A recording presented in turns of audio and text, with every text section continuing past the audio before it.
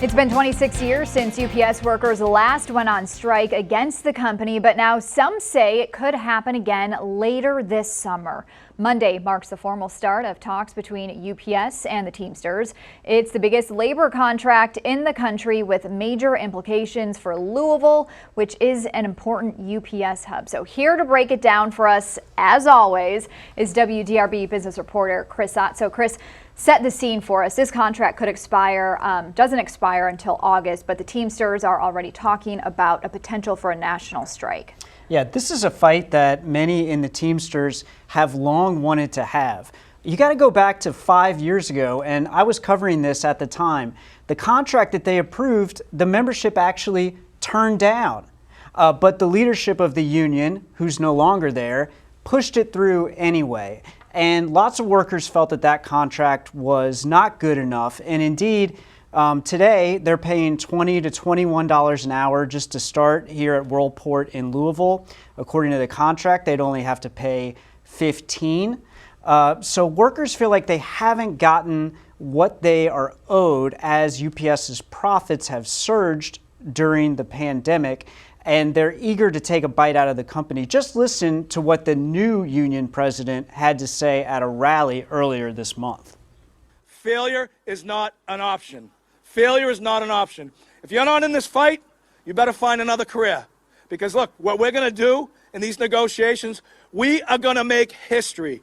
We are going to make an example, our Fortune 500 company, so that when we go to the table locally, when we go to the table regionally, we go to the table nationally with any employer, they're going to remember the beating that UPS took and the leverage that we had, and they're going to say, I don't want any part of that. All right, so when people buy something online, they like to check the tracking as often as they can because they like to get their packages on time. Right. Would a strike impact people getting their packages on time? So UPS delivers about 20 million packages a day.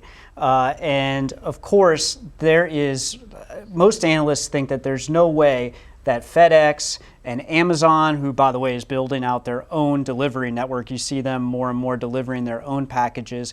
But despite that, it would be tremendously disruptive and hard for the market to absorb all of that impact if suddenly UPS went dark. And that's something that I talked with an analyst in the shipping industry about earlier this week. And that's a lot. To a certain extent, there's no single carrier that can take on all that volume. The hope would be that amongst all of them, and if shippers plan accordingly, that there would be as minimal as an interruption as possible. But certainly, no carrier can take on that extra volume. Yeah, a lot of packages every single day. Yeah. So what do the Teamsters want to achieve with this contract, and what exactly is UPS saying about it?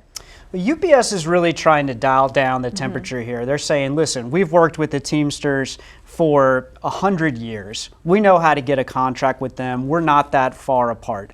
They're really in sharp contrast to the heated rhetoric that is coming out of the union. And what the union wants is they want better wages. They want particularly more money for part-time workers, more full-time jobs. They want to get cameras out of the package trucks so that their drivers can't be monitored during the day. There's a number of things like that they're going to be bringing to the table and taking a hard line on. And the key to look for is July 31st, August 1st. They say if they don't have a deal by then, they are definitely not working. So we'll see. We will see what happens, and we know you will be on top of it. All right, thank you, Chris. And we have a lot more details in Chris's story online. To read that, just head to WDRB.com.